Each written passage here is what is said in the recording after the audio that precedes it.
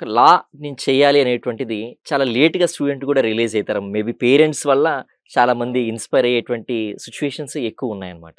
So, మీరు present ఒక maybe ఒక 10థ్ చదివిన స్టూడెంటో, లేకపోతే ఇంటర్ కంప్లీట్ చేసిన స్టూడెంటో మీకు తెలిసిన వాళ్ళుంటే ఎలాంటి సజెషన్ ఇస్తారు?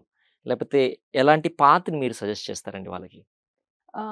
మేజర్‌గా కెరియర్ కౌన్సెలింగ్‌కి అంత స్కోప్ ఉండదండి. ఎందుకు అంటే పేరెంట్స్ వాళ్ళే డిసైడ్ అయిపోతారు. మన తెలుగు స్టేట్స్‌లో ఏంటి అంటే అందరూ they fall into this trap of engineering yeah! And medicine ఇవే చేయాలి అని అనుకుంటారు. చాలా ఈ ఈ మధ్య కాలంలో చాలామంది పేరెంట్స్ కూడా చేంజ్ అయ్యి వాళ్ళ మైండ్ సెట్ మార్చుకొని వాళ్ళ ప్యాషన్‌కి వదిలేద్దామని అనుకునే పేరెంట్స్ కూడా చాలామంది ఉన్నారు.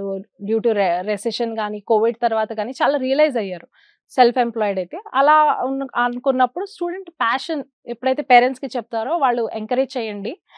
వాళ్ళు అది చదవాలి అనుకుంటున్నారు అంటే ఎందుకు చదవాలనుకుంటున్నారని కూర్చోపెట్టి డిస్కస్ చేయండి. వాళ్ళని ఎంకరేజ్ చేయండి. Law is also a very profitable అంటే చాలా నోబెల్ ప్రొఫెషన్ అండి.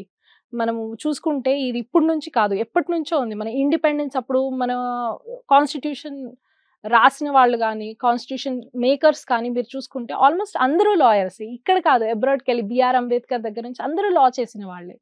కాబట్టి లా అనేది మనకి చాలా ఇంపార్టెంట్. ఇప్పుడు మనకి టెక్నాలజీ ఎంత ఇంపార్టెంటో మన లా అంతే ఇంపార్టెంట్. మన క్రైమ్స్ పెరిగిపోతున్నాయి. దానికి తగ్గట్టుగా కొత్త క్రైమ్స్ ఒస్తున్నాయి. సైబర్ క్రైమ్స్ వీటికి తగ్గట్టు మనకి లాస్ ఎక్స్‌పాండ్ అవుతున్నాయి. ఇట్స్ నాట్ జస్ట్ లిటిగేషన్ చాలా స్కోప్ ఉంది.